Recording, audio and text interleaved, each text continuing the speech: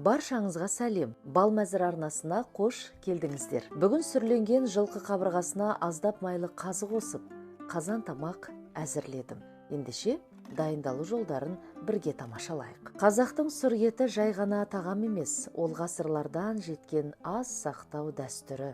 Сұр еттің дәмі терең, иісі мұрын жаратындай, қазанда піскенде бүкіл үйге жайылатыны сөзсіз. Майлы қазы мен қабырғаның қосындысы нағыз қазақи ләззат деуге болады.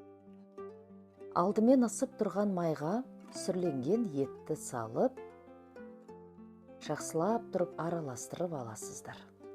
Бұрыш қосуға болады, өздеріңіз қалағаныңыздай дәмдеуіштер қоссаңыздар болады. Одан кейін үстіне су құйып, баяу отта 1,5-2 сағат пісіріп аласыздар. Бұл уақыт ішінде ет жұмсақ әрі дәмді болып піседі.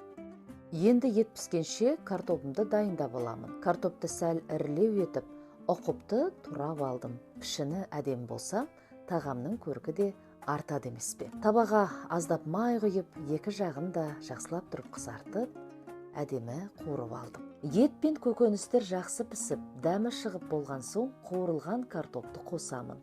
Барлығын бірге 20 минуттай баяу отта бұқтырып, бір келкі дәм берілуін күтемін.